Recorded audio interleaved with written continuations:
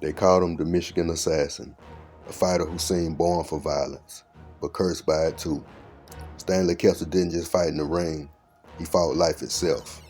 In an era where legends were made with bare hands and broken bones, Ketchel stood out, wild, fearless, and unstoppable. But behind the glory was chaos, a young man living faster than his own shadow. By 24, he'd faced the greatest of his time and met a tragic end that still echoes through boxing's forgotten past. This is the story of Stanley Ketchel, the savage beauty of a life lived too fast. The story of Stanley Ketchel begins in Grand Rapids, Michigan on September 14, 1886.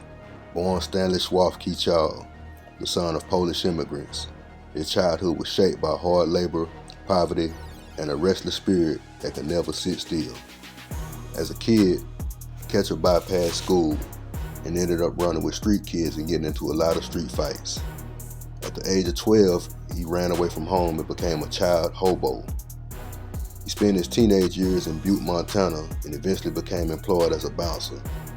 Through the duties of the job, Ketchel gained a reputation as a very good fighter. By the age of 16, Ketchel was fighting in backroom boxing matches and eventually began traveling around Montana taking on all comers.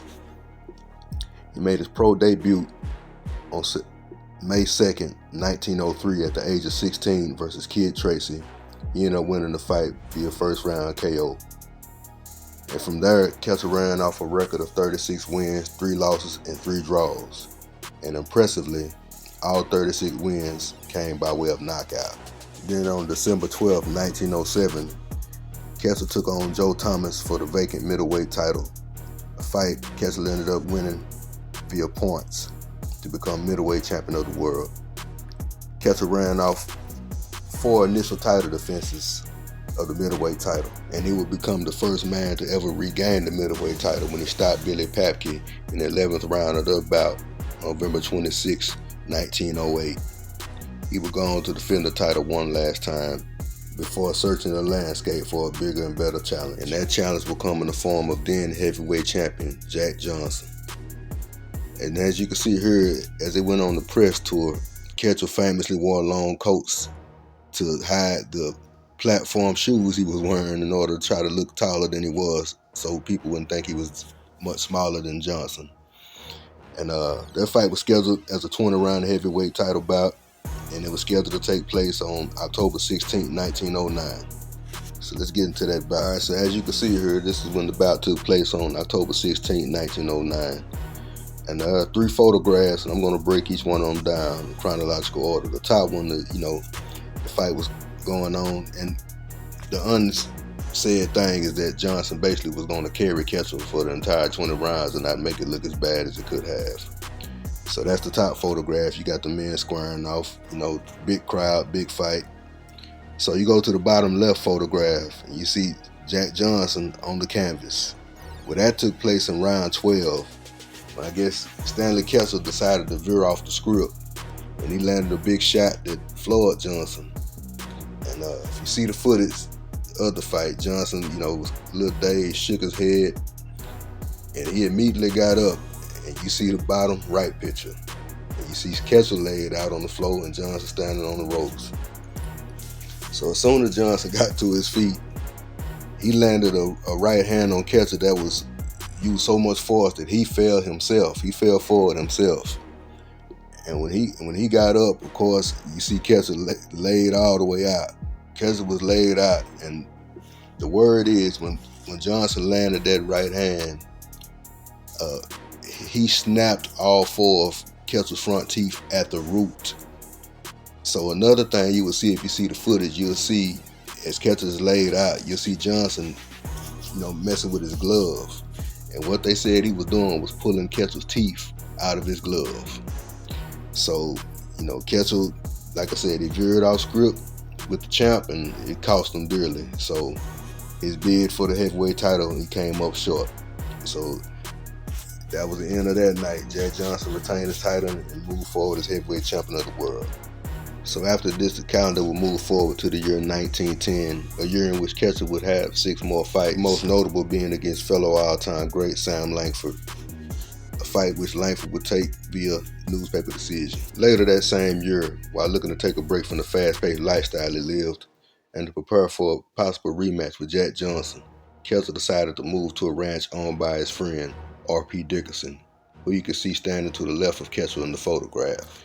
On the morning of October 14, 1910, two ranch hands and romantic partners, Walter Dipley and Goldie Smith, who you see pictured here, had plotted to rob Ketchel. During the ordeal, Walter Dipley ended up shooting Ketchel with a .22 rifle. The bullet traveled into Ketchel's lung and mortally wounded him. Despite efforts by his friend R.P. Dickerson to save him, Ketchel ended up succumbing to his wounds. And Ketchel, who was said to be crazy about his mother, they said his last words were, "I'm so tired, take me home to mother." Just a sad situation, and both Dipley and Smith were both caught within days of the crime and brought to justice. Dipley ended up serving 23 years in prison, while Smith ended up serving just 17 months. So, after Ketchel passed, at the age of 24, we take a look at his legacy and where he stands among boxing's greatest. Alright, so first we'll take a look at two notable series Ketchel had during his career. The first being against fellow middleweight and Hall of Famer Billy Papke. He and Papke had a 4-fight series. Ketchel got the better of it, going 3 wins, 1 loss, no draw, and he stopped Papke once. And then he had a 2-fight series with light heavyweight great and fellow Hall of Famer Philadelphia Jack O'Brien.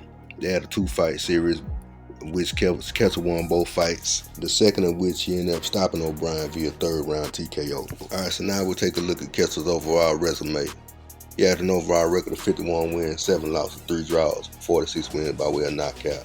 He had a title fight record of 7 wins, 1 loss, no draw, 4 knockouts.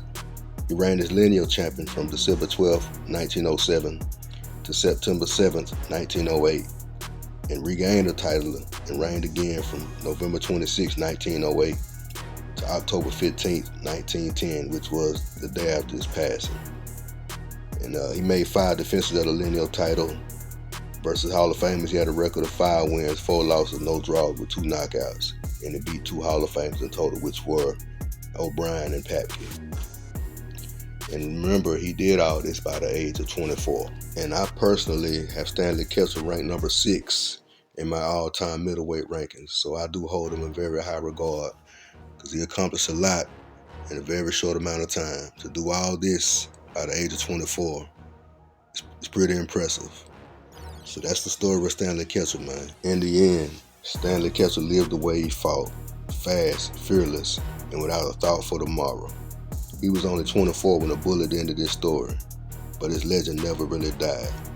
In the faded photographs and yellow newspaper clippings, you can still see it. The wild eyes, the crooked grin, and the promise of something greater. He was chaos and beauty, brutality and brilliance all tangled together.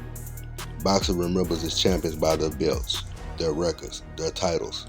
But Stanley Ketchel, he left behind something deeper. The myth of a man who refused to slow down, even as the world was closing in. A century later, his ghost still lingers in the rain, reminding us that greatness isn't always measured by longevity, but in the fire you leave behind. This was Stanley Ketchel, the savage beauty of a life lived too fast. Hey, this is Mosquito Spray, and you have tuned into Mosquito Spray Boxing Breakdowns. Like, share, comment, subscribe. I appreciate all y'all, man. I'll catch y'all on the next one. Y'all take it light.